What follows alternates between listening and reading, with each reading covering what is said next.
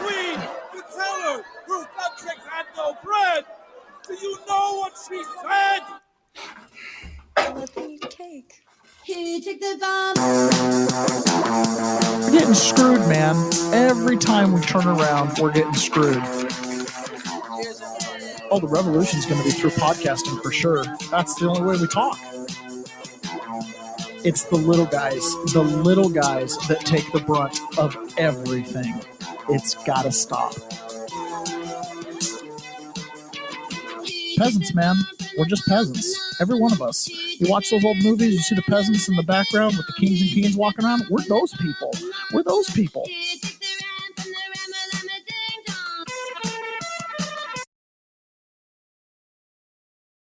Good morning, peasants. Welcome to another episode of the Peasant Perspective. .ai. Ron is coming into the studio today. Don't know when he's going to get here, but when he does, we are going to have fun figuring out how this thing runs. I thought for a second that nobody was logged. I was like, this is going to be the first time I'm going to do the show open with nobody logged in. But yet I see people logged in. So good morning, everybody. Glad you made it. It's a great Monday morning. Good morning. Good morning is what I mean to say. Holy cow. It is early. You know, it's funny. The longer I do this, you wake up at like 4 a.m. to do this, man. It's so early to get in here, get the show all prepped and get going. So I'm really glad you guys make it. Mara Easel, thank you so much for being here this morning. I really appreciate it. All right. We are going to start out this morning watching a little bit of a meme video by, I think it's Diddly Meme. These guys do a great job. And this is going to be our theme today. We're going to talk about warfare via memes. So let's take a listen to this. This is a good meme video about immigration, and it's got a little bit of catchy music. So I hope you guys enjoy. Maybe.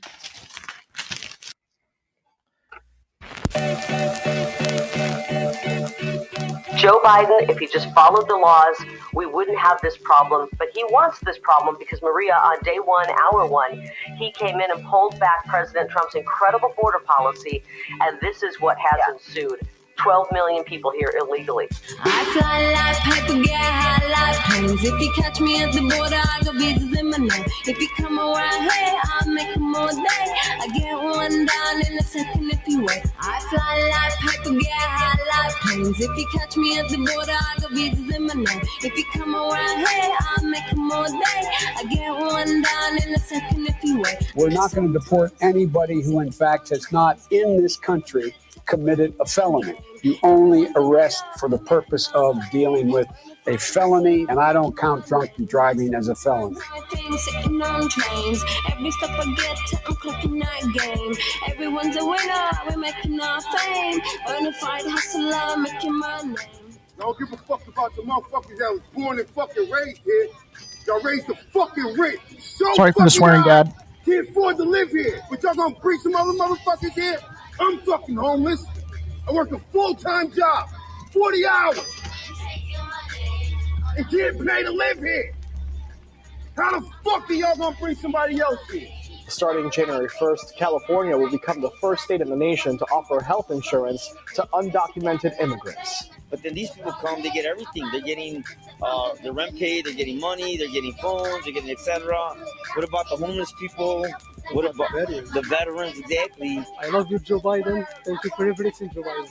Men at the migrant center, who are only supposed to be here for 4 days, have a recreation room with multiple TVs, plush couches, telephones for calling home, Xboxes, foosball tables, and games. I love you, Joe Biden. Thank you for everything, Joe Biden. They disrespect us, they rob us, they harass us. Migrants in New York City reportedly are refusing to stay in that makeshift shelter set up in Brooklyn, paid for by the taxpayers. They're angry, having to wait in the cold for Border Patrol. 2 police officers in New York City were attacked by a group of illegal aliens near Times Square. Those guys were freed without bail. You get people that disrespect this country, that don't love this country, and don't love the freedom. And this is what Joe Biden is bringing in. I was at home, making my visas, sipping on my government juice. You know how it does, man. I'm fresh from Lagos, fresh from Nigeria. If I look angry, it's because someone stole my visa. If you walk into my kitchen, you will see the white powder. I'll be by the cooker, whipping it through harder. Don't be alarmed, I'm just cooking pounded yam. African boy, I'll never be a drug dealer. I rap a song. But what about the Americans that are already here? What about the people that are already here that don't have homes, that don't have jobs, that are sleeping on the street already? Now they're getting stipends. I need money for me and my kids, and I was born here. This invasion is insane. We need 4 more years of Donald Trump to secure our border. He's done it once. He will do it again. Our country is being poisoned. So our border is open because Joe Biden has ordered it to be open and because Biden has broken the law and torn it into shreds. If you knowingly let criminals into the country, if you are allowing the enemy to harm us, that sounds like treason, treason, treason, treason, treason.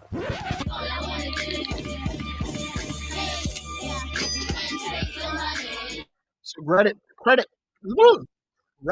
to the Dilly Meme team on that one. That was a really good meme video. And it's really good. You know, Joe Biden and Kamala Harris opened the border. And one of the things we're going to talk about today is the meme war that's happening. And before we do that, though, I want to share with you guys an opportunity over at Augusta Gold. Did you know the biggest threat to your retirement is not something that's talked about often? Our increased longevity in America means default retirement accounts like IRAs, 401ks, and TSPs may not suffice. If you have over $100,000 in your retirement account, get instant access to a free 2-minute report from Augusta Precious Metals that reveals that the one step you can take to secure your financial future. Text SAFE to 35052 today. Once again, that's SAFE to 35022 today. All right, with all those people jumping across the border, we got problems here in the country. And these problems have spilt out because obviously over a significant period of time, we've built up sanctuary cities. We've built up a bunch of policies that create massive loopholes that you could literally drive an 18-wheeler with an illegal driving it through. And that's what we've seen across the country. We have thousands of truckers on the road that are not citizens. Many don't speak English. Many do not have valid driving credentials as compared to a native-born American who would have to go through the equivalent training and whatnot, you know, like reading street signs and things like that. We've got people doing that. Obviously, we've covered, and we're going to cover a tiny bit again today, the story about the superintendent of public curriculum in Des Moines, Iowa. Ron just made an appearance. Woohoo! You're going to have to figure out your computer over there. Oh, no. I think I got you on there. You have to figure out your cameras and stuff. So anyways, you know, they're taking real jobs. It's not just that they're here to pick almonds and strawberries, which is kind of the argument. They're taking real jobs. I want to play this little video here. This is actually, before I do that, when I was in prison, there was this one black guy that lived on my block. Okay. And when I was in Missouri, I'd probably been there a week, maybe 2, not too long, just kind of getting the lay of the land as far as how that prison went. Like I just figured out where the chow hall was in comparison to the rec yard, how to get back to my block, and kind of figured out how the guards behave and certain guards to watch out for. The game, right? I was figuring out the game. So I'm in the chow hall and I'm waiting in line, and it's like, you know, cafeteria. You go through, you get your tray, you get your water, you get your apple, then you go get your green beans and your corn and your, you know, scoop some ketchup onto your tray for whatever you could put ketchup on. Did you not figure it out? Can you hear me at all? I don't think so. I can only hear you through here. Right. This is not functional. I turned it on and I basically got you into Rumble there. So you'll have to get all the, okay. So anyways, he was standing in line and I don't remember what he was dishing up, green beans or something. And he was taking a while. And so I jumped around him, right? Like real patiently too. Like I stood there for a minute and then I kind of jumped around him so I could get the same thing just in front of him. Anyways, right as I did that, he was ready to slide down the salad bar. Right. And he bumped into me and he looked at me and he's like, "Hey man." And he gave me this look that was like, "I'm about to kill you." And he's like, "We're on the same side." And I didn't understand what he was talking about because he was black. And I'm like, we were kind of in the Mexican section. I was like, I didn't know what we were talking about. I was so intimidated. I went down and sat in my white area. I'm like, I don't know what just happened. I might have just started a race war, you know? Anyways, guy ended up being really cool. Talked to him a lot. And he was actually messing with me. He was trying to pull this whole, you're white, but I'm going to say we're on the same side. So the intended effect of confusing me worked. Okay. Yeah. So anyways, I got to know him fairly well. We talked pretty frequently. And one day after Donald Trump won the election, maybe within a week, he and I were walking back from the TV room towards the open dorm area. And as we walked by, you know, there's kind of cells and dorms going down off the hallway. And one of the dorms was dominated by Paises, which is the Hispanic brothers, right? It's the Mexican guys, Latinos of all stripes. And they're loud and they cook loud food, like loud as in you can, you know, smell it. And, you know, they just kind of have their own thing going on, and they speak a different language. That is probably the most bothersome thing of all. So anyways, he walks by and he goes, well, I hope Donald Trump does something about these guys. And he points into the dorm. And I thought, yeah, because, and he talked about it a lot, where he's from, they compete with the Hispanics for work, right? So to him, he had this kind of like, I wouldn't have chosen the life I chose had there been a job for me, had there been something, you know. Yes, exactly. So this idea that these illegal immigrants are coming in and doing damage, it's really tricky because the zeitgeist, right? Those that govern us that have allowed this, they want to weaponize our virtue against us. Don't you want to be nice to your neighbors? Don't you want to be a good Samaritan? Don't you want to let these people in and give them a better life? It's like, it's not about that. I mean, yes, we do want to let them in, but we are a nation of rule keepers. That's actually significantly what sets us apart from other countries. We volunteer to keep the rules. They're forced to keep the rules as subjects. Okay. So we want to keep the rules. One of the things American people is, because it's our government, we believe it's our police force, right? It's our military. So imagine a situation like this where you've got federal law enforcement in a city that's been overrun with crime, not just American crime, black on black, but also, you know, illegal immigration crime and things like that. And there's been these protests around the ICE facilities. There was an outright attack on ICE in Chicago this weekend. There was a vehicle, it was driven by a woman, there were males involved, rammed an ICE car, boxed him in, then another car came and boxed him in. Anyways, ended up resulting in a shootout, and a civilian got shot. Ponyboy says, most people are naive and don't realize it's a race thing. I'm Hispanic. It's a wage slavery. They drive wages way down. That's right. It's not a race thing. It's a wage thing. It's a labor problem. You're absolutely right, Ponyboy. And unfortunately, as these problems advance, they become race problems, right? Because then it becomes paint with the broad brush. I don't think we're there yet, but we're getting close. Okay. Well, so it's hard to capture the. I can't hear you. I'm sorry. It's harder to capture the people. Yeah, when you're trying to identify them based on a characteristic that is not immutable. Yes, exactly. So this was not a 911 call, a dispatch call in Chicago, and I'm going to play this towards the end here. What happened was federal troops were being attacked, actively attacked, and so there was a call. You know, if any officer is being attacked, everybody comes. All jurisdictions come in, right? It's an assist moment. It's a first responder moment. Well, maybe not so much in Chicago. They went ahead and their chief of police or whoever it was decided that they were not going to respond to ICE being attacked. 999. 999. So the chief of patrol, clear everybody up. We're not responding over there. Radio check. And again, per the chief of patrol, we have all the units that per 999. Chief of Patrol said all units clear out from there. We're not sending anybody over to that location. 62, we're going to clear out as soon as we can, Squad. We're like locked in over here, so we're going to do the best we can to get out of here as soon as we can. So you heard it. Clear out. Federal troops are under attack. Clear out. Now, meanwhile, this whole weekend in Chicago, there was an outright open hostile attack on an ICE vehicle. It took two vehicles to coordinate the box in, and it resulted in a shooting.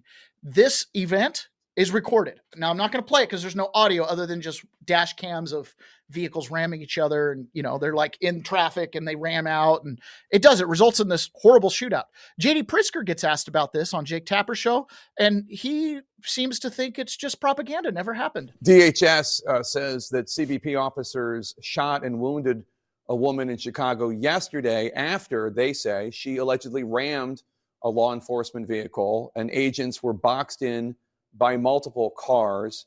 The spokesperson for DHS, Tricia McLaughlin, accused Chicago police of leaving the scene and refusing to assist agents in securing the area. What do you know about this incident? Were federal agents boxed in and assaulted?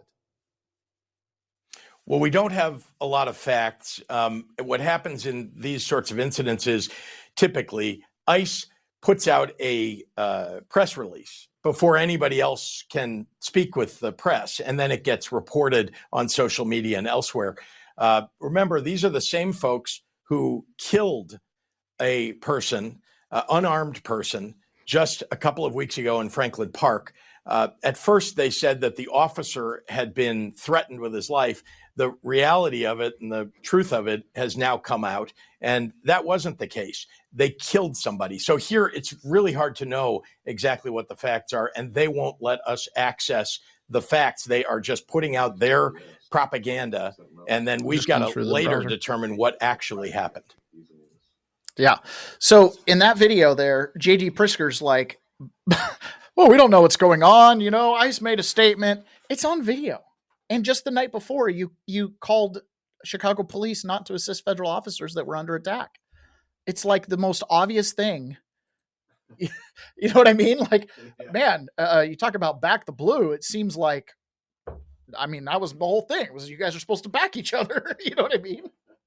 So the other thing, so you've got Chicago, Memphis is where they're at, right? You know that? Did you listen to the show last week, Ron? No. Okay, so I listened to. So my mic's working. Whoa. So can you hear me? Barely. Man, I can hear me loud. Are you? Yeah. Maybe I better turn it off. Make sure your mic's on there. Oh. Does that help? I don't know. Thanks for bearing with us. Now I can hear something louder. Shoot. No, I can hear you now. All right. I can't remember what I was going to say now. What are we even talking about? Nice. Oh, the news. I watched one episode 2 weeks ago and one episode last week. And other than that, I have no idea what's going on. I'm hoping you can catch me up. It's been a busy couple weeks, Ron. I've been pulling some long hours with the wife at home trying to do some recovery. Yeah, well, I'm super glad you're back. I was like, I don't know if I can keep doing this. Okay, so Donald Trump, he deployed troops to Memphis, and in a matter of days, they arrested, I don't know, 28 guns off the street, 100 people arrested, and on the ground reports for Memphis are like, yeah, streets are like suddenly quiet, suddenly cleaned up. Okay. So these no-go zones are suddenly we can go zones. Apparently DC qualified to be considered a safe city now, which was like unheard of. Wasn't even on their bucket list of things to become.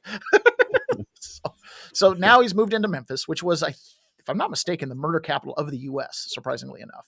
Really? Yes. Wow. Per capita. I think that was a per capita thing. And then he's got troops in Chicago, and he's got, when I say troops, it's federal police force, DEA, ATF, DHS, ICE. It's this cabal conglomeration of all federal guys with a badge, including National Guard troops.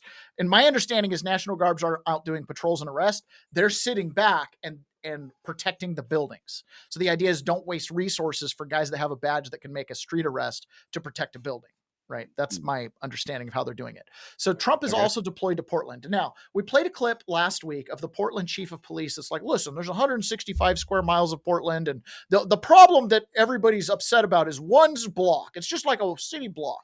I don't know what the big hubbub is about it. It's like, well, the hubbub is that you haven't done anything about one city block. If you're able to control 165 square miles, what's stopping you from taking that last block, buddy? You know what I'm saying? Like, hello. And so this weekend there was a protest in Portland, like, every way. I say this weekend as if it's like some novel moment, but pretty much every single weekend there's a protest in Portland. And there was an incident where a local resident was trying to drive down the street where this protest was at. And the police forced the local resident to turn around and just leave and wouldn't clear the protest. So the person was like, well, this is the road and I need to get home. And the police were like, no, get out of here. So they were essentially protecting the protesters, right? Now, their excuse was, we're not going to let you drive a vehicle down a street that's occupied, regardless of the reason it's occupied. Pedestrians take priority. So it's a public right of way, but does the protest, do they have like some kind of a permit or something that allows them to close the right of way? They don't have a permit to protest in front of ICE. Now, Donald Trump was asked to comment about this, about deploying troops to Portland. And he said this, because people were saying, oh, they say it's not that bad. He's like, just watch the TV. Mind up on Chicago, though? Well, we're going in. I didn't say when. We're going in. When you lose, look, I have an obligation. This isn't a political Chicago thing. And Portland. I have an obligation. When we lose, when 20 people are killed over the last 2.5 weeks and 75 are shot with bullets. So let me tell you a little story about a place called DC, District of Columbia, right here where we are. It's now a safe zone. We have no crime. It's in such great shape. You can go and actually walk with your children, your wife, your husband. You can walk right down the middle of the street. You're not going to be shot, Peter. You're safe. Everyone likes you anyway. They probably wouldn't do it.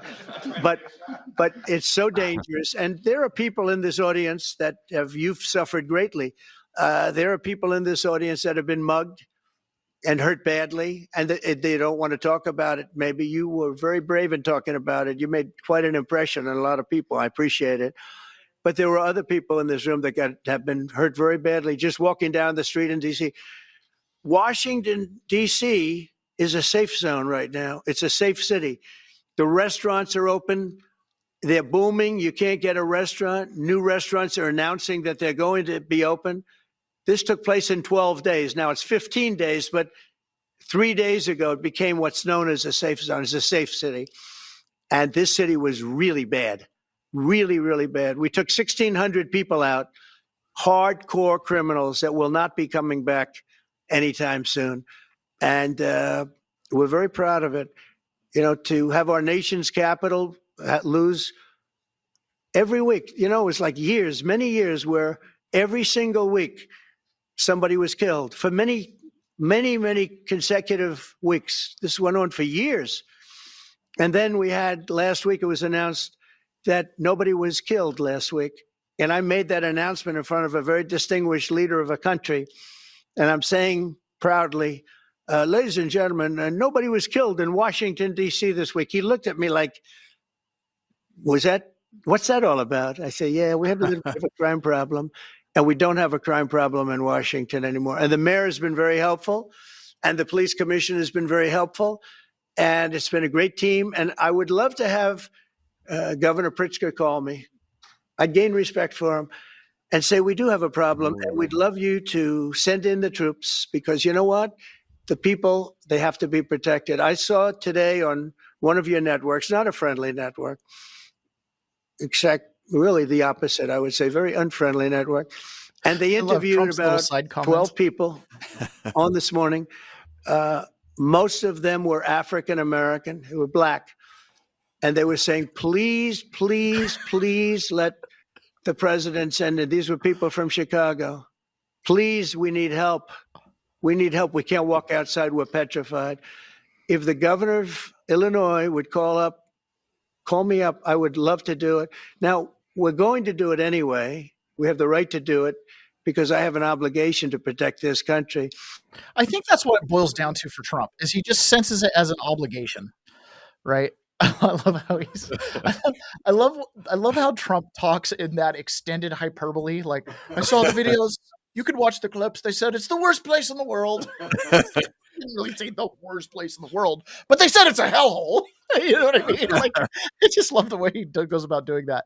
All right, Sapphire Patriot. Good morning, peasants. Welcome, welcome. Carlitz, good morning as well. Carlito and Tiffany, good morning. And Pray the Rosary Daily, good morning. Glad to have you guys all with us this morning. We broke records last week, Ron. Yeah. Nice. We broke some serious records. So we'll go back home now. I'm glad you're back. So now this situation with ICE, years and years ago, I had a podcast called Latter-day Witnesses, and I had someone on that podcast who is affiliated through family with ICE. And I used this individual's married name on the podcast. And she had to call me up and have me take it down because this was years and years ago, like Trump 1.0. She had to have me take it down because she couldn't have the affiliation with her own spouse because the cartels, right? They could figure out who family was. And so she didn't use her married name. Her children didn't use their father's name because he was simply an investigator. He was a beat cop, basically, for ICE detective. It's a big deal. So Kristi Noem this weekend was talking about how the attack on ICE officers, the doxing, even actually putting out hits on them has increased to be a really serious issue. Our intelligence indicates that these people are organized. They're getting more and more people on their team as far as attacking officers, and they're making plans to ambush them and to kill them. We have specific officers and agents that have bounties that have been put out on their heads. It's been $2,000 to kidnap them, $10,000 to kill them. They've released their pictures. They've sent them between their networks, and it's an extremely dangerous situation and unprecedented. So we've put protective detail around those individuals, changed some of our operations to keep our officers safe. But make no mistake, this isn't just about, protesting free speech or that they don't like that people out here are upholding the law of our country. They're actually going out there and saying, kill these people and we'll give you this much money to do it. Our intelligence. I think that's, in any other scenario, if you're putting hits out on cops, that's like life in prison. Like there's one January 6er who, in a stupor of idiocy, made plans to hurt FBI agents that were investigating him, and right, wrong, or indifferent, whether the investigation against him over J6 was right, you can't turn around and become the thing you hate and then turn around and become the very terrorist they're accusing you of being, right? It was pretty, anyways, the fact that people are doing that, it's a big deal. And what's going to get really scary is when as they are recruiting native born Americans, right? This ideological battle that's being fought. It's really interesting to me because there was one video I watched over the weekend of a young woman in her car. She's working 2 full-time jobs. She's got a college degree and she cannot afford rent.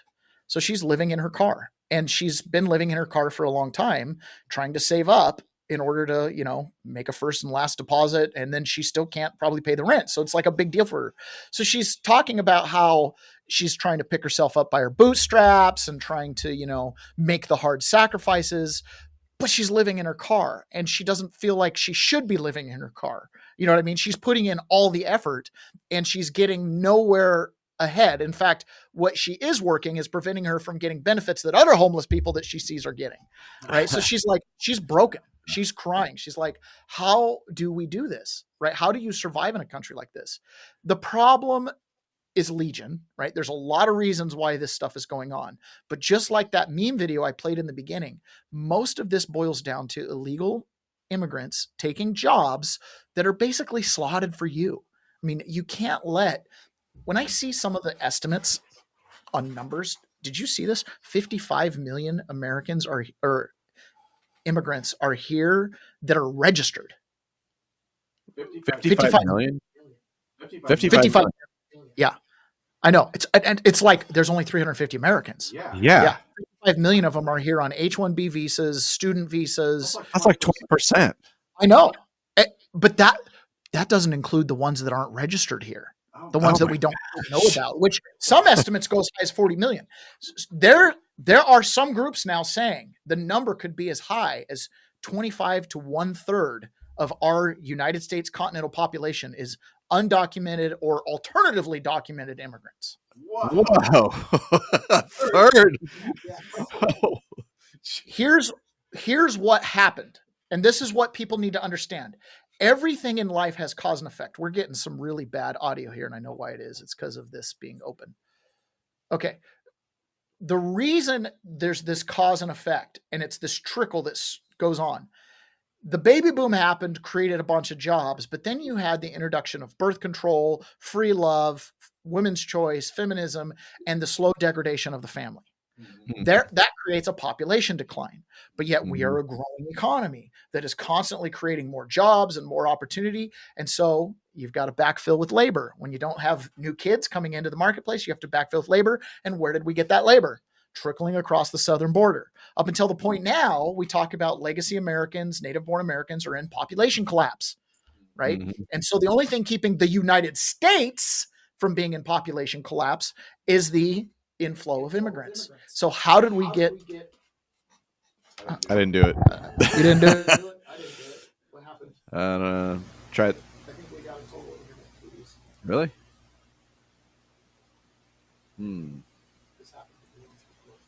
Should we reboot? Oh, really? Yeah, I'm showing Wi-Fi.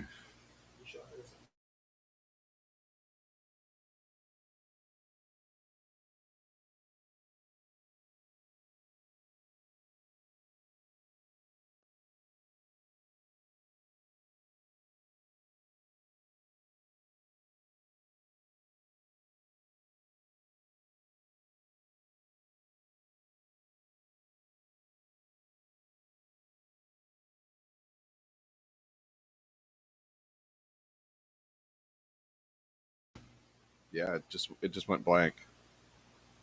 All right, looks like we might be back. I'm back on this. My screen went blank. Nope. Now it's back. That says it's back. I got split screen, single screen, split screen. Yeah. Split screen with you, I think. Oh no, split screen. I've got two cameras on you. There you go. Why is our audio so bad? All right. I don't know. Audio source. Okay, my audio's good. All right, we're back. We had an internet crash. Don't know what that's all about. Don't know what that's all about. Probably just getting to the juicy stuff. Our sound is... We're a little... About ready to read all the names on the Epstein list. Yeah, we're just getting to that Epstein list. Yeah, we just finished reading it, actually. Yeah.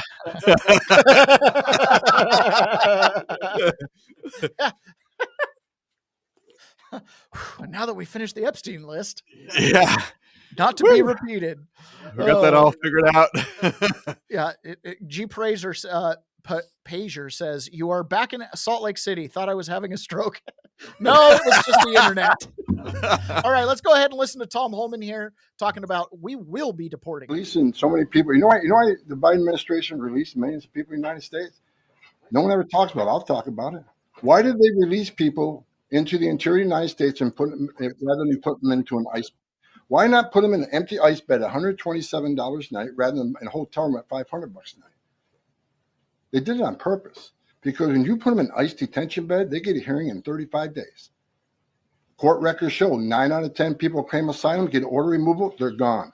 But if you release them and put them in a hotel room at $500 a night, their hearings could be 5, 7, 9 years if you pull out all appeals. And what are they hoping for then? That another Democrat administration is in power. They can award an amnesty to millions. This is about selling this country out for future political power. That's what it was. The law clearly says if you arrive at our border without proper documentation, you shall be detained. Not maybe, not think about it, shall. And that's what President Trump's doing. Catch and release is over.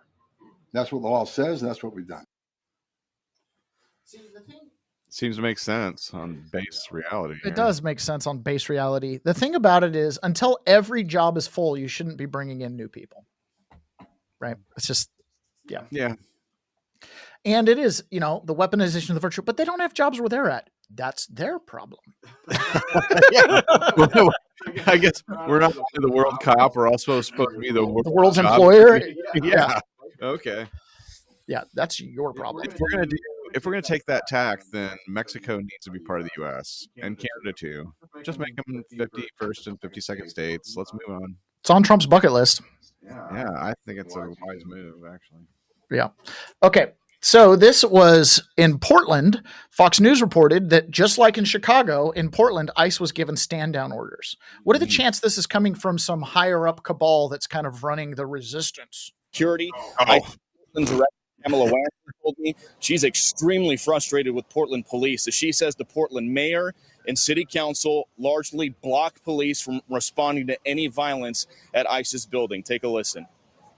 They're not really supposed to respond to this building.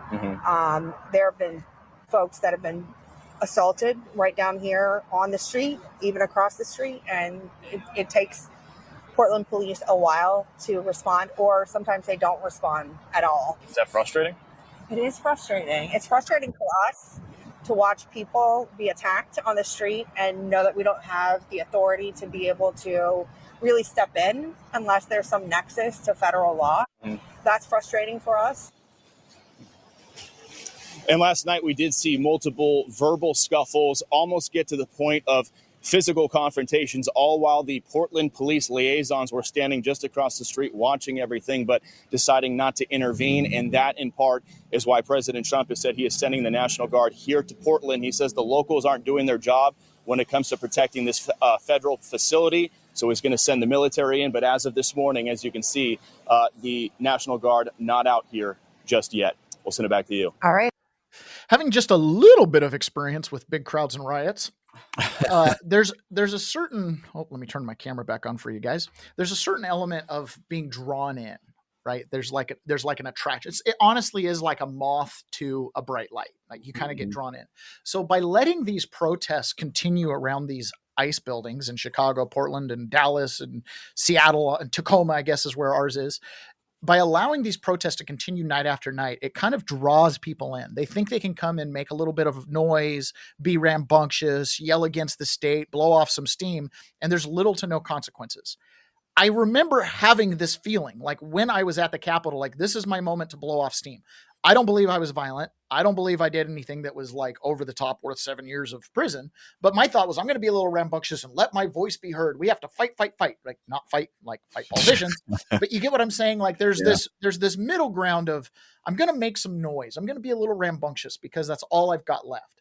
Well, when you look at these situations here, like when she says the verbal altercation kind of became physical, that's what's going on. People are being able to come and blow off steam. If you push it away and you're like, you can't be here, it doesn't create that night after night come back. It becomes a social event for those people. And that's what I fear is happening is it's becoming a social event for that particular demographic, underground demographic, and the police are just letting it happen. It's a big problem. So Trump was asked as he was getting ready to jump onto Marine Force One about the Portland scenario, and this is what he had to say.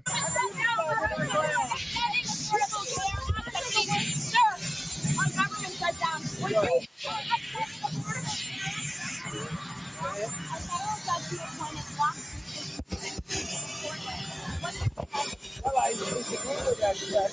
I wasn't served well if they put judges like that on. I wasn't served well by the people that pick judges, I can tell you. Things like that are just too bad.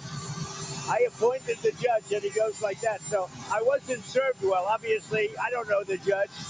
But if he made that kind of a decision, Portland is burning to the ground. You have agitators, insurrectionists. All you have to do is look at the television, turn on your television, read your newspapers.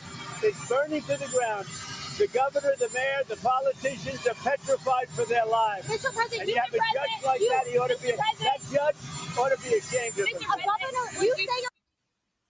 So Portland, he says, is burning to the ground. And all you have to do is go watch the TV and you can see it for yourself. And you can even drive down there and see it for yourself, which you wouldn't really have a lot of reason if you're a sports fan to go to Portland other than, I guess, for a Portland Trailblazers game. But if you're a football fan to watch those games, I recommend you football fanatics. Are you ready for some primetime NFL action? You like that? You ready for some primetime NFL action? Tune into Westwood One for all the gridiron glory you crave. From jaw-dropping touchdowns to game-changing plays, don't miss a moment of the excitement. Catch every snap, every tackle, and every victory on Westwood One. You can listen to the NFL on the NFL app, on the Westwood One Sports app, on westwood1.com via Westwood One station streams, or by asking Alexa to open Westwood One Sports. If it's the NFL, it's on Westwood One. Yeah, if you're a big NFL fan, you got really no reason to go to Portland. They got no NFL team. Come on up to Seattle. Watch the Seahawks. Okay. Which apparently Seahawks have like one of the worst linemen in the whole league right now. Oh, really? It's almost bad. How could he be that bad? He's bad. Oh. He's bad. Like, he don't make any tackles. Just roll over. Basically, like, he's like the really bad. He's like he shows up for the triple team and leaves his man unguarded, goes and makes the sack. Like time after time after time. Okay.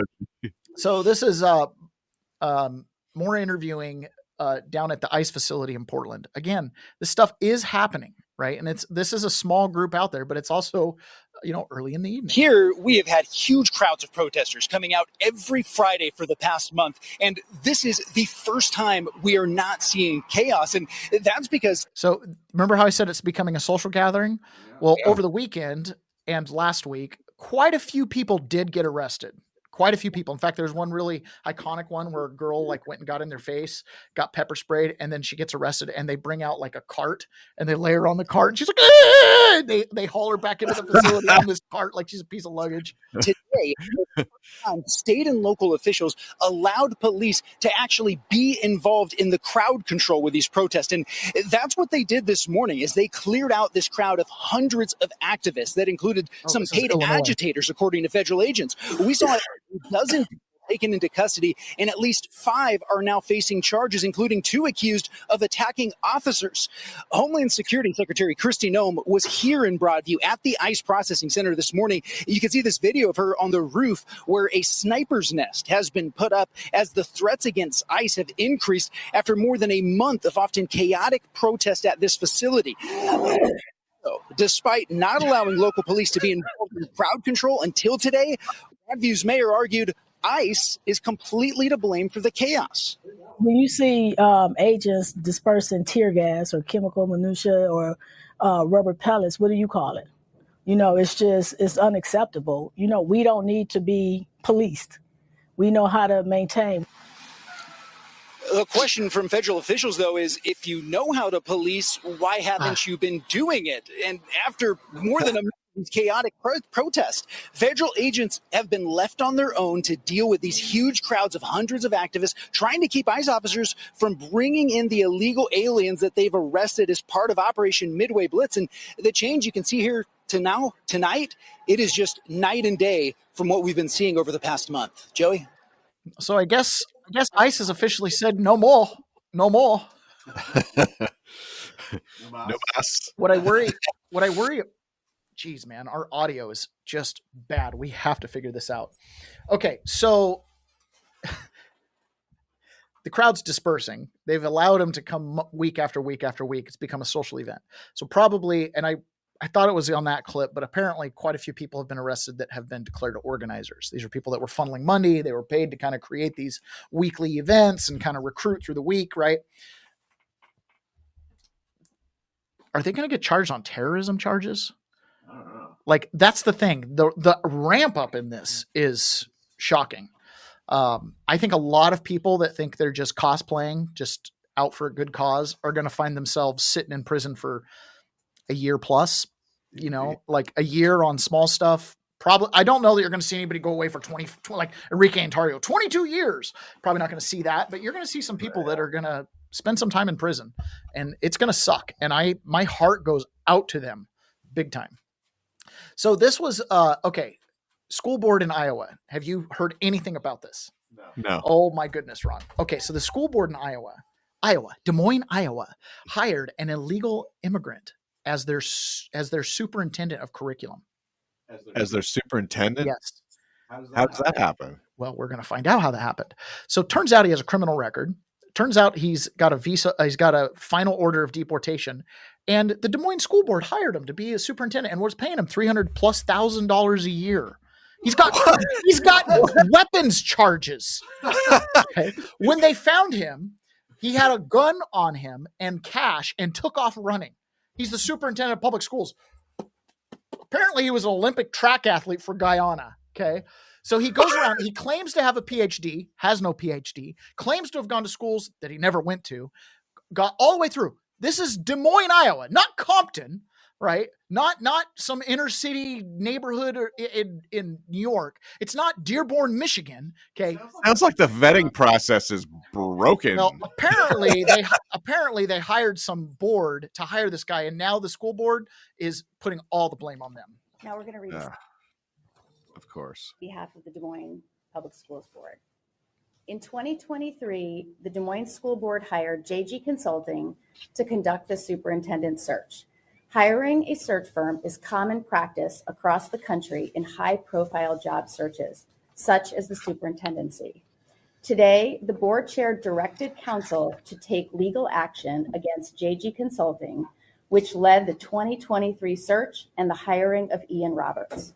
The firm failed its duty to properly vet candidates. Ian Roberts should have never been presented as a finalist.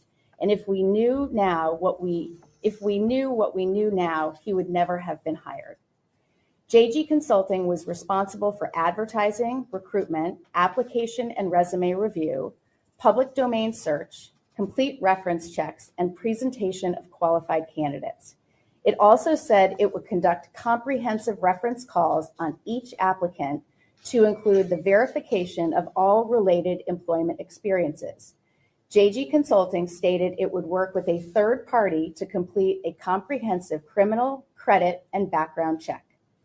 The contract required JG Consulting to bring all known information of a positive or negative nature to the board. Because that did not occur, we are pursuing legal action as allowed by law. This is about accountability. Taxpayer dollars were used, and we are seeking accountability. Our district now moves forward, focused on what matters most, our students. It has been 7 days since our district started learning troubling information about someone we trusted. Each day we have learned more, and it has been difficult for all of us who care about the Des Moines Public School District. How we show up for each other defines us as leaders, staff, students, and community members. Sadly, some have used this situation to advance hateful comments. We will not be deterred or distracted by that. We are using this as a moment to come together and build a stronger future. Finally, okay, here's the problem. Well, who is this woman? She's the superintendent of the school. Like, she's the president of the. Sorry to put some hate on you, lady, but you know, if you're going to be talking about accountability, you know, whether or not you hire a consultant to find a bunch of people for you, it's the accountability still rests on you. You know.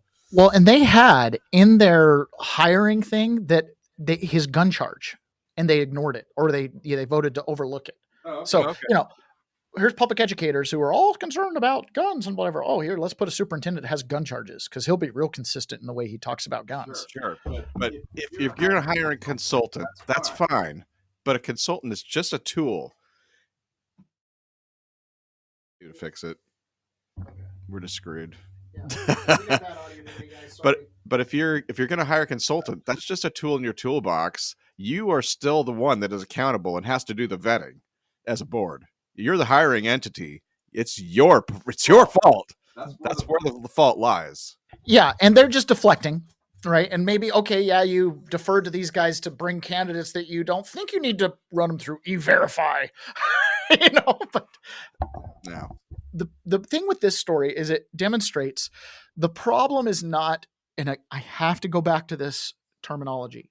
It's not almond pickers and strawberry pickers. It's not just fruit pickers and, you know, oh, what are the farms going to do? That's not what we're talking about here. That's a good job. $300,000 a year going to an illegal, someone that's actively breaking our country's laws. It also makes me question whether or not this was like a DEI hire and not a merit-based hire. Oh, we know it was DEI. I understand, but this is a clear demonstration of that. Yes, it is. And it's a clear demonstration that too good to check. Oh, he has a PhD? Great. Let's not even call the university where he has a PhD. Mm-hmm. Right. So changing topics from that, this is now talking about the medical system. And we've kind of had this theme where we've played a few clips over the last few weeks, and certain states like Washington have put into their law the ability to force vaccinate, force medical procedures based on emergency orders and best available science and stuff like that. So we have a situation that's actively happening right now in Oklahoma where someone is being forced by the medical system to receive a certain type of medical care that the family and the person do not want. This right here, right, is one of those quartering soldiers moments. You don't know how bad it is and how much position and ground the government has taken to impose on you, to exercise tyrannical control over you and your what normally we would consider just, medical treatment decisions, how they can impose on you through the law. So I'm playing this because this is the thing we are trying to avoid when we try to avoid the control grid, when we try to avoid digital ID and things like that. They're already showing that they can tell you what medical care they're going to give. Imagine when it starts being tied to, your social credit score or something like that. So we're going to listen to this. He's kind of got a call to action here, but the big thing is pay attention to the little details of how it is they're doing this. Public interest. There's these catchphrases that they've told him that justify what they're doing. That's what we're trying to avoid. Hey guys, well, it is 10:30 tonight, standing out here in front of Children's Hospital here in Oklahoma City, where I just met with mom who's being held prisoner in this hospital with her 17-year-old autistic son. Long story short, decided to pursue alternative treatment for her son who has leukemia. The doctor here in this hospital disagreed with her decision for what was best for her son. And he decided that he needed to return for more chemotherapy. So he put it in his notes that the mom was pursuing ivermectin and refusing a blood transfusion. This is all according to the mom. I just spoke with her. She said, well, first of all, those two things are not true. We were never using ivermectin, and we were never refusing a blood transfusion. It was never required. And she asked questions about if she were to need one, could she be guaranteed that the blood did not have COVID vaccinations in them? And then that was indicated as a concern to the caseworker who was called to this case this week. Evidently, a family member reported this mom, who's been the number one advocate and caregiver to her son, her autistic son with leukemia. She's been pursuing what is in the best interest of her son, yet a family member disagreed, told DHS, who then consulted with the doctor, who said, if this son is not treated with chemotherapy, he will be dead in 2 years, even though he hasn't seen this boy in over a year. So, long story short, DHS is mandating that they be checked into this hospital, and now they're going to be staying here not just overnight, but through the weekend, since it's Friday night right now. They'll be staying here through the weekend, awaiting a court hearing, a mandatory court hearing on Monday, where she's going to have to bring evidence. Why should she bring evidence? Evidently, she's guilty until she's proved herself to be innocent. So she's got to have a court hearing on Monday. She'll be held hostage here in the hospital all weekend. I asked her, could you not just leave? Do you feel like you could leave? And she said it wouldn't happen. They would have me arrested before I got out of the hospital. They have a babysitter from Synergy here staying in the room with her overnight, and I guess through the weekend. So they're babysitting her, making sure that she doesn't leave with her son. And so all of her constitutional God-given rights are being violated tonight here in Oklahoma because the state knows how to care for her child better than she does, evidently. That's their opinion.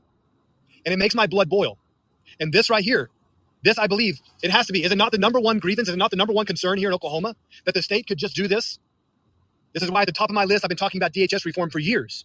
Because if they can come in and decide what they think is best for your family and your child, and then take them from you or mandate certain treatments because they think it's best, I don't care if a doctor thinks that he needs chemotherapy. It's ultimately up to the mom.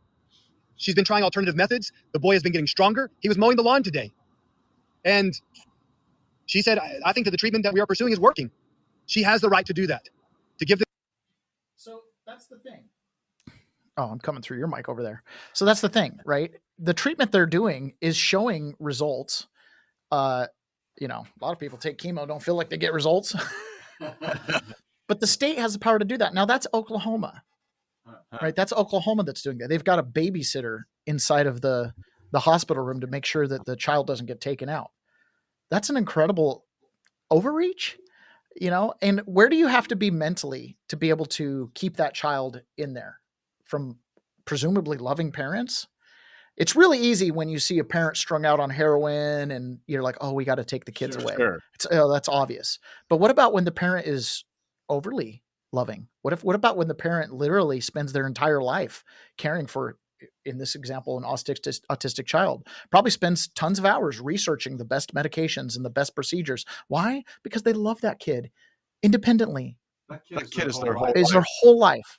And the state's like, no, I need chemo. What if the kid dies from chemo? That's not our problem. Yeah. It's the control grid. It's a control structure. It becomes not about you. It becomes about the system. It becomes about protecting their system. It's about getting you on their benefit so that they control the decisions you make. Catherine Austin Fitts, talked about this for a minute on a podcast this week. Right now, we are in a political war between the mega rich and everybody else. And the question is, if you're the mega rich, how are you going to control the many when you are few? The way you're going to do it was with programmable money, but programmable money doesn't click in and work well unless you've got everybody on the grid. You need to be able to track them. You need to be able to watch their behavior. You need to be able to influence their behavior. And then you've got complete control. I haven't heard the term programmable money before. Are you talking about digital currency or something more? It's digital money that can be integrated with a social credit system. So it says, if you didn't take your vaccine shot this month, we're going to turn off your money. That is a coup d'etat. That is the end of human liberty in the West. Okay, so if you didn't take your vaccine, we're going to turn off your money. Or how about this? Hey, we're going to cut off your income if you don't let us treat your autistic child with chemotherapy when you're using alternative methods that are working. It's the same thing. Same thing. Same concept, right? Or, oh, hey, you're bucking against the doctor and you're causing a stink and you called a news channel to tattletale on them. Oh, okay. Your accounts just went black, right? Just like they did in Canada to the truckers. Okay. Mm-hmm. Jordan Peterson explains what happens when we get into this control grid, right? How it is they're going to utilize it. And then I'm going to show you how they did utilize it in Canada. Again, it's the quartering soldiers amendment. It means nothing. It means nothing. It's a throwaway right, a throwaway platitude. Oh, the government can't quarter soldiers in my house. I never do that anyways. And posse comitatus. And, I don't even see troops in my neighborhood. See what I'm saying? Well, what happens now when Trump's got troops in Chicago and he's like, hey, housing for these troops is kind of spendy. So I'm just going to have them go live in the apartments with people and we'll just take over spare bedrooms. Sound good? About the amendment, the Constitution, right? Well, guys, it's the same concept here. You don't know how big a deal this control grid is, control of your financial savings and whatnot, until it touches you, right? Until you're a January 6th defendant who's like, okay, I want to go fight these misdemeanor charges and blah, blah, blah. And the next thing you know, oh, by the way, you're debanked. Oh, and by the way, you're unemployed. Oh, and by the way, you can't speak out. All your social media platforms are taken away. Oh, and by the way, Quiet skies. You can't fly anywhere. It's like, what? So Jordan Peterson describes the march of this and how they'll use this control grid to take over everything. If you have digitally verified ID, then you run into the problems of digitally verified ID, and they're running down that road in China now. So in China, for example, God, this is going to happen here, I think, too, although maybe people will fight it. If a traffic camera catches you jaywalking in China, okay, so the digital ID system has you. It has your blood now. It has your genetic code. It has your photograph. It can identify how you walk. So even if you can't see a face, you can be picked up by gait. It will convict you of jaywalking and take money out of your bank account with no intermediating judiciary at all, and show a picture of you to the people in the neighborhood so they know that you have jaywalked, and reduce your social credit score. And if your social credit score falls below a certain level, then you can't buy drinks from a vending machine. You can't play video games. You can't go on a train. You can't get out of your 15-minute city. All that's already in place in China. Do you think that would be helpful or unhelpful? I think it would bring in, and has already in China, I think it'll bring in a totalitarian tyranny so 100% complete that it would make George Orwell's 1984 look like a picnic. I agree with that too. I lived in an environment where everything is controlled. It's called prison. You don't want to live there. Okay? It sucks. In fact, let's listen again. Let's just plow through this. Let's listen to the World Economic Forum. One of their, I don't even know who this guy is one of their spokesperson, one of their smart guys talking about this. And he's pumping it. He's giving us the sales pitch, not the warning, the actual sales pitch as to why we need the control grid. The one final note I will make is that if you think about the benefits of digital money, there are huge potential gains. It's not just about digital forms of physical currency. You can have programmability, units of central bank currency with expiry dates. You could have, as I argue in my book, a potentially better and some people might see it, or a darker world where the government decides that units of central bank money can be used to purchase some things, but not other things that it deems less desirable, like, say, ammunition or drugs or pornography or something of the sort. And that is very powerful in terms of the use of a CBDC, and I think also extremely dangerous for central banks. Because ultimately, if you have different units of central bank money with different characteristics, or if you use central bank money as a conduit for economic policies in a very targeted way, or more broadly for social policies, that could really affect the integrity of central bank money and the integrity and independence of central banks. So there are wonderful notions of things that can be done with digital money. But again, I fear that technology could take us to a better place, but equally has the potential to take us to a pretty dark place. But we're going to the better place. Isn't it wonderful? I think my favorite thing about that is he acknowledges both sides, but he's like, but the upside. Oh, yeah. But the upside. I mean, hopefully central banks don't use it to be dark. Now, Canada already did this during the truckers' strike up in Canada. They did this. So you're confirming that accounts have been frozen, both personal and corporate, but you're not releasing the information. And the actual follow-up is, I'm just wondering whether the bank accounts will be targeted of individuals who donated to the Give, Send, Go and the GoFundMe campaigns. Are they considered designated people under the Emergencies Act, meaning that their credit cards could be cut and financial services are targeting them as well? Okay, so the names of both individuals and entities, as well as crypto wallets, have been shared by the RCMP with financial institutions, and accounts have been frozen, and more accounts will be frozen. So if you want to peacefully go down to protest your government, and literally the Canadian truckers protest, I didn't see anything other than jackbooted thuds beating up on protesters. I didn't see any counter protesting or protesters going back. But they came in, froze bank accounts. They got, I think they were asking for like 8 years for the organizers of that. Big deal, right? Now, this England last week, we played this clip, has implemented their digital ID for all work. You must now have digital ID to work. And their idea is this will help us solve the problems of unemployment. This is another one of those. Everybody get digital ID, and then we'll make sure everybody's working. And if you're, you know what I mean? And that will solve all of our financial problems. So even Palantir, this is hilarious to me. Mike Benz posted this.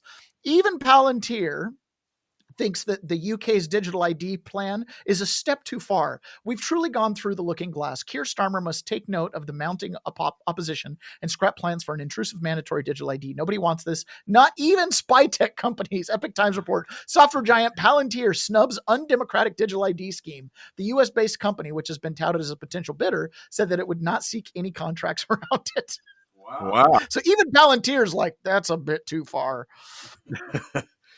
RFK last week went to the World Health Organization and made a declaration that we are not going to be involved in the digital IDs as far as tying it into medical. This is very nuanced because on one hand, the Trump administration is rapidly pushing digital ID. voluntary. They're rapidly pushing connecting all of the government databases and networks, which your digital ID will then tie into. Okay. So now, but at the same time, the United States is playing this fine balance between resisting the demand for it while at the same time embracing it. So I'm undetermined where we're going to end up as a country. Clearly, we're going to utilize digital currency, CBDCs of some form, digital currency, whether it's Bitcoin or some other type of crypto asset, right? Stable coins or whatever. But how much autonomy and sovereignty will I as an individual have in that system? We cannot defeat the epidemic alone, but the UN's approach is misdirected. It attempts both too little and too much. It exceeds the UN's proper role while ignoring the most pressing health issues. And that's why the United States will reject it. The WHO cannot claim credibility or leadership until it undergoes radical reform. The United States objects to the political declaration of non-communicable diseases. Member states decided earlier this year that this meeting should approve a declaration in advance by consensus to ensure this gathering would not be marred by controversy. But the declaration is filled with controversy, with provisions about everything from taxes to oppressive management by international bodies of communicable diseases. The draft declaration before us today should not have been included in today's agenda. The United States will walk away from the declaration. Okay, so they've got this declaration that goes with the United Nations World Health Organization that would have tied the CBDCs into the medical. So now, if you didn't want to get the vaccine, they would take your tax return, right? They were making that connection. So that's where RFK is saying, we're not going to connect those, especially at the international level. We're not going to let the WHO tell the IRS to withhold your tax return. We're not going to let the WHO tell DHS to put you on a no-fly list because you're unvaccinated. Does that make sense? So they're putting the line in the sand there, but they're not putting in the line in the sand that they're not going to keep those tools anyways, right? So there's kind of like the United States is walking this tightrope on how much do we embrace it for the benefits versus how much do we reject it for the costs. I don't know where we land on it in the end. It's really hard to tell, which is why all of you need to tune in every single day to Rumble. Hopefully this little ad will launch here in just a second. Maybe it'll launch. I don't know what's going on. Do we have another internet crash here? Maybe. Oh, we're so lucky. We're really rolling on it today. All right. Well, we'll try it again after this next video, which is Chase Hughes. He's a former CIA PSYOPer. So this is a guy who initiates, runs PSYOPs, and trains the CIA new officers how to do these PSYOPs. But before we do that, we've got failed campaign in progress. Okay. We want you to, this has been running, so I now need to read it. We want you to encourage it. What's going on here? If you haven't already, make sure you download the Rumble app. It's free and simple to use. Hold on. This is the worst ad read ever. Rumble, I want to sincerely apologize. I got to fix the audio here in fairness to you. Okay. If you haven't already, make sure you download the Rumble app. It's free and simple to use, and the best way to stay connected to the content you want. Once you've got it, search for my channel and hit follow. That way you'll get a notification every time we go live. No missed shows, no extra steps. You can grab it right now, using the link in the description or the pinned live chat. Download it to your phone and you're ready to go. And if you prefer watching on the big screen, Rumble is available on all major streaming devices and smart TVs. Just search for Rumble, follow the channel, and be part of the action. All right. Yeah, I think the internet kind of hurt that ad just a hair. We'll see. Why won't it turn off? What is the deal? Well, we'll just let Rumble figure its thing out while we listen to PSYOPs.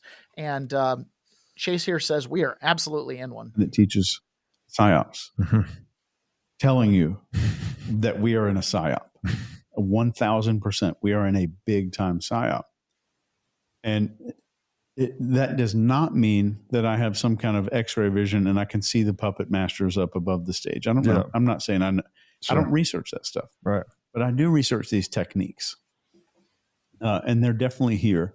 And it looks like this is the same process that's happened all over the world, where psyops were sped up and weren't allowed to mature before the next phase began. And I think people are saying, well, this is bonkers, or this is ridiculous, just crazy. Like it's just in your face. Yeah. It's from the left, from the right, from everywhere. Yeah. And it has nothing to do with left or right. And I think that is in itself a whole nother discussion. Yes. But we're seeing a timeline being sped up. We're seeing things done more and more in the open because there's probably not time for the previous step to mature to get our minds ready to receive the next one. I see. That's what it is. So basically, this psyop, whatever Truman show we're living in, dude, that's your mic. Okay. We got to get you one of those short space mics. Okay. So whatever psyop we're living through, it's accelerating. And it's accelerating to the fact where one narrative doesn't settle in before the next narrative has to get going. There's a lot of people that speculate is that we're pushing up to 2030. That's when all the UN agendas are set to, supposed to be completed. What exactly are we accelerating toward? I don't know the answer to that, right? But clearly he is correct in the fact that this is what we're seeing is it's like the narratives aren't setting and they have to move into the next one. And what's happening, and this is what I see, is the left is getting further and further and further out there, right? The immigration, we need the jobs. That's not working. Tariffs are going to cause a recession. That doesn't happen. Trump's going to be Hitler. Well, okay, he does have troops in the street. We'll give him that one. You know what I mean? Like you just gotta, you can go on and on and on. It's like, for the most part, the narratives aren't setting in and the next thing's coming. Trump has been really good about getting on top of these narratives. And the reason he's been really, and this shows through because even places like CNN can't actually change what the voter and what the average American is consuming. Because remember, the vast majority of news and information is now consumed online and through social media.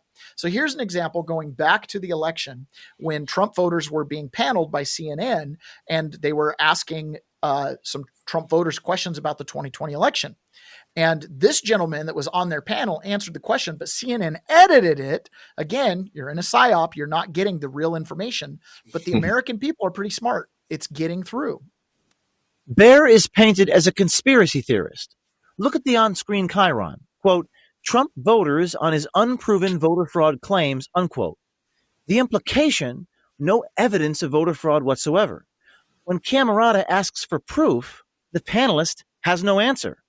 Or so it seems. Here's the raw audio from immediately after the edit. I have seen busloads. I guess I can't cite the busloads that I've seen and where I've seen them, but on television I've seen it. And I mean, has anybody looked into like what James O'Keefe has done when he went undercover to these various polling places? He went in. He basically was ready to vote as somebody else. Nobody asked for ID. I was actually a poll watcher in New Jersey, and I saw what was going on there. There were college students voting, and there was basically you use that's right. Or you use a provisional ballot, and it's never challenged. They just put it right through. I mean, this is common. At the moment Bear is about to cite the evidence for his claim, CNN ends the clip. The piece suggests that Bear did not have a legitimate answer to Camerata's question. In actuality, the answer was cut because it didn't fit their narrative. This is a textbook lie of omission. So we are clearly in the psyop. And what's the psyop that one wanted? That 2020 went smooth. Okay. We are in a war. We've known this, right? We talk about it. I almost hate to use the word because, I'm sure some nefarious clip will show up someday. We are in a war. Oh my gosh. That's not what I meant. I was talking hyperbolically. I was like one of the first responses I told the FBI when they said, did you say this? I said, as a matter of hyperbolic rhetoric. And they kind of like moved on with the questioning. It's like, that's like the kill switch for free speech. Did you say this? Yeah. Hyperbolic rhetoric. It's like they're not used to normal citizens knowing that phrase. Okay, so this is from did we do it again? Yeah. Frozen. Totally frozen. Yeah. You're like this. All right, we're back. Yep. I froze. Don't know why. Okay, we're going to play this fun little video. This is about memes. It's a little bit historical, but I actually think this is really important because in the 21st century, when information is fast, right, and where TikTok is 15 seconds, memes. If you can share truth through memes, you can change that zeitgeist. That is the thing that the right, memes gravitate towards truth, right? Memes are something where you can look at it, see the truth, see the contradiction in the world, and it makes the cognitive dissonance stand out, right? Because the meme, the thing that's obvious, can't be disputed. Does that make sense? So if you have truth on your side, memes are usually going to be on your side. If you don't, it's not going to feel that way. That's the difference between the left and the right now. The left tries the memes. The problem is their memes don't go anywhere because they don't trigger that cognitive dissonance between the truth and reality. Memes have been used both intentionally and inadvertently our nation's entire founding. Memes are the way to get to the free man's thinking process. This is a fun little video about memetic warfare.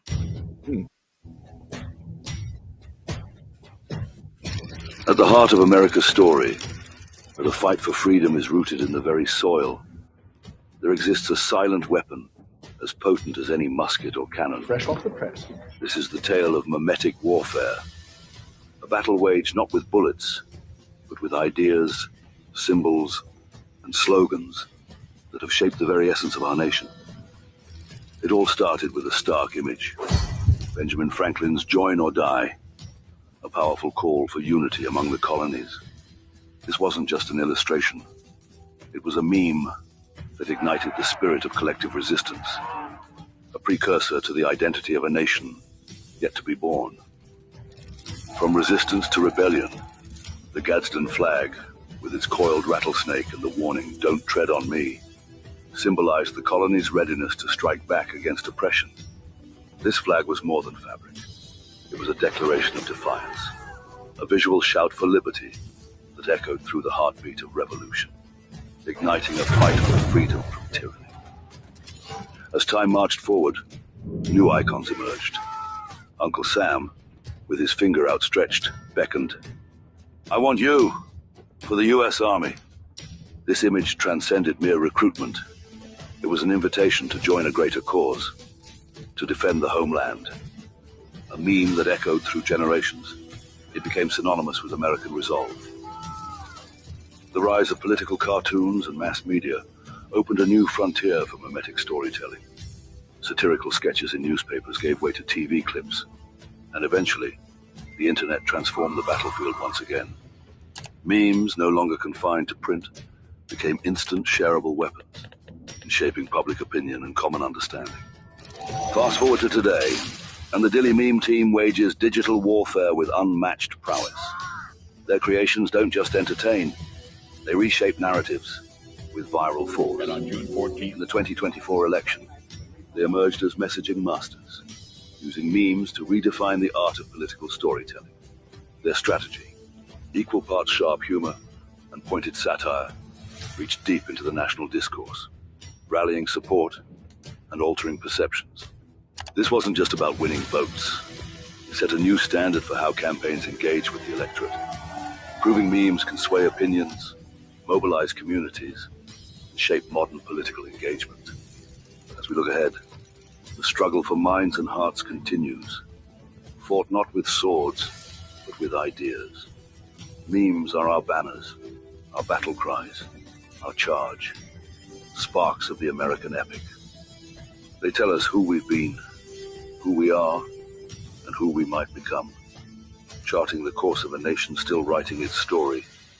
This is our legacy, and the best is yet to come. Well, that was kind of a fun little video on memes. They have kind of a history with the United States. Join or die. You know, that Gadsden flag, that was the shirt I was wearing on January 6th. Yeah. Don't tread on me. That is an idea that has spanned space and time.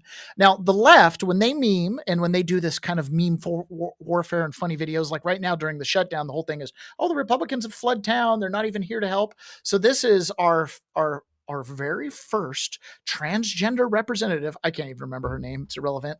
But, you know, this woman is walking around the Capitol wondering where the Republicans are. This is their version of shutdown. All my Democratic colleagues are here. I'm going to go search for my Republican colleagues. Republicans, y'all know there's a government shutdown. Republicans, anyone here? Is Mike Johnson in here? Let's see if some Republicans are in here. Are there any Republicans in here? Hello? Republicans? Oh, Ron, don't think it's too cringy. They left a mess. I wish people could see Ron right now. He's cringing. He's like, all right, so then it gets to the end. This is the best part right here. We're 12 hours away from a government shutdown. And Republicans. No. It was when she gets her guys friends. Know, hi, Democratic colleague. Hi, Democratic colleague. Max, I'm looking for Republicans. Have you seen any? I have been looking too. They're nowhere to be found. You guys seen any That's real. That's real. That person spent millions of dollars on a campaign. That's why conservatives have come back from the brink of oblivion, is meme warfare. Our memes work. Compare the last video to that video. Oh, it's so fun. Okay, so who was that? Oh, here's another interesting thing too with it when it comes to memes. Right? Memes convey information and can open the door. But at the end of the day, you still have to go and do your own research and do your own thought. So this gentleman that I'm about to play right here, he is on MSNBC regularly, like probably daily. He's like a daily contributor, comes into all the time slots, all the different hours, and gives his little spiel on whatever. Okay. He's just one of the norms. It's like a Scott Jennings kind of character over at MSNBC. And he has some of the weirdest takes, but there's this presumption that these people that they put on TV are at least knowledgeable or at least know. And even if they choose, to see a story one way or have an opinion one way, okay, that's great. This guy's not even there. Right. So two of the biggest stories in the last, 5, 6, 7 years, 8 years, I guess, because the Steele dossier, you go back pretty far. This guy is in utter, total, and complete denial. Yeah, it is very frightening to look at a Justice Department that's corrupt. And I had a few questions for you. And if you could answer them yes or no, and then please elaborate, it would be appreciated. Do you think that the Hunter Biden laptop was real? And do you think it affected the election? And do you think that the Steele dossier was real? And do you think it affected Donald Trump's administration? Thank you.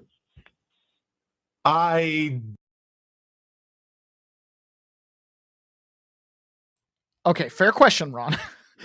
Do you think the Hunter Biden laptop was real and did it affect the election, presumably the 2020 election? And do you think the Steele dossier was real and did it affect Donald Trump's administration? Two questions. Pretty simple answers. Like there's almost... How long do I have to think about it? Yeah, exactly.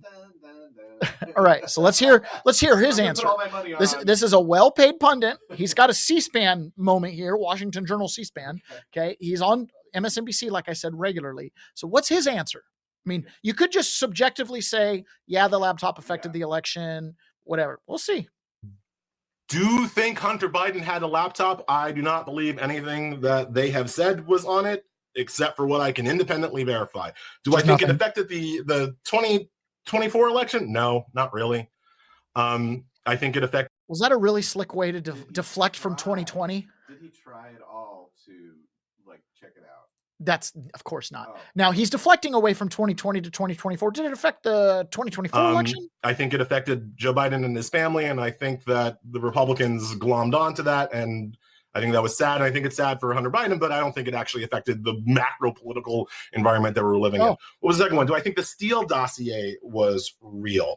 I think there was a Steele dossier. I think it was real. Do I think it was true? Probably not at this point. I mean, I thought it was true for a long time. So have you mea culpa'd all the stuff you said when you called Donald Trump a traitor and all the people around him treasonous? Did you maybe go back and reassess those things? Seen evidence, in the past 3 or 4 years to suggest that some of the stuff was not true. So I've kind of changed my opinion on whether or not it was true. I know it existed. Do I think it affected the 2016 election? No, I really don't. I think that Trump's criminal behavior, I think that his crass behavior, I think that we are leaving this here with a reminder you can watch it in full. That was the C-SPAN That was the speech. One of your memes. No, that was the C-SPAN fill-in. Okay. So imagine that, right? Do I think it affected things? No. This is someone who's out of the loop. What he's looking at in politics, the things he's looking at that's driving the people, they're not the things that are driving the people. What drives the people, the peasants, hypocrisy, seeing hypocrisy in our leaders. The Biden laptop shows us that. The Russiagate thing shows us that, right? Seeing government weaponized against people we've picked for government, as well as against we the people. We don't like that. That guy doesn't listen. He doesn't pay attention. He doesn't care. To him, this is team sports. This is team play. We win, you lose. I don't care what's on the Hunter Biden laptop because there's no way it's going to serve my team. So I don't even want to look. We'll just slander it and say, oh, you guys make stuff up. What if not one word said about the Hunter Biden laptop was false? What if he really did take nude pictures of himself with his niece? What if he really did say some of the things he said? What if he really was sending wire transfer instructions to CEFC China? He really did do all that. Exactly. Exactly. The Republicans just glommed onto it. Okay. Kind of like Republicans glommed onto a blue dress with on it, right? Yeah, exactly. Okay, here's Donald Trump talking about this shutdown, because believe it or not, we are in day 4 of shutdown. Pretty good, unless something changed while we were on the air. So Donald Trump's being asked about, are you going to be firing people during the shutdown? Best answer I've seen yet. Already happening. Begin firing federal employees during this government shutdown. That's taking place right now, and it's all because of the Democrats. The Democrats are causing the loss of a lot of jobs with their, it's a shutdown. It's their shutdown, not our shutdown. It's their shutdown. And I hope everybody likes what's the Presidential Walk of Fame. You know that? Have you seen it's beautiful, isn't it? Presidential Walk of Fame. Thank you very much. I love the deflection for the last few seconds. So the shutdown. Yep, people are getting fired. It's all the Democrats' fault. Now, anybody knows that they could just furlough those people and bring them back in 6 months, but they're using this opportunity to cut. Oh, here's that video of the car blocking, or the car not being able to go down the street in Portland. It was a little out of place for the show. So they're making serious cuts. Here is couldn't get to $2 trillion the way they wanted to, so I guess it's going to get there any way they can. Yeah. This is Mark Victor Hansen, and why is our audio bad again? I don't know. This is Mark Victor Hansen and his take on how Trump is just winning. And I think, again, this is very difficult because sometimes in the news, you'll hear some pundits are like, Republicans are going to have a hard time in the midterms. And then you hear stuff like this and it's like, are the Republicans even going to be challenged in the midterms? 90 years. We're watching the greatest counter-revolution in some 90 years. We have not seen any president try to radically change the political calculus and the nature of government since FDR did it during the New Deal. Donald Trump is winning on all of these social and cultural issues. People are angry about this counter-revolution for 2 reasons. Because it's working and it's succeeding beyond anybody's wild expectation. And what do I mean by that? Donald Trump closed the border. Nobody thought he could. He closed it. The Wall Street Journal said we would be in a recession now. Tariffs would cause a trade war. We would see the stock market collapse. The opposite has happened. The universities are rushing and competing with each other to cut a deal with Donald Trump. Abroad, we see that Iran no longer poses a nuclear threat. We're going to see in the next year a frenzy, a frantic, almost out of mind reaction from the left. Brace yourself. It's going to be fierce and unhinged. We're going to be fierce and unhinged. What do you think? I trust that. His assessment? Yeah, for sure. No, for sure. It's going to be. Not to say too much because our audio sucks. Our audio is so bad. Okay, we have reached the point in the show where we need to jump over to private. I apologize for some of the audio issues we had. We're going to jump over to private. We're going to talk about judges and what we need to do to judges. We're going to take Bukele's advice down from El Salvador. We're going to hear a little musical about ending the Fed. Maybe we'll play that. We're going to, let's see here. We're going to talk a little bit about the ceasefire with Hamas, which was on and apparently is off. And we're going to talk a little bit about Islam. So we're going to go over to private. those of you who can join us, we really appreciate it. If you're on Rumble Premium, please consider that. And of course, if you're doing it, be on my page and hit the Rumble Premium subscribe button. That way, like, I get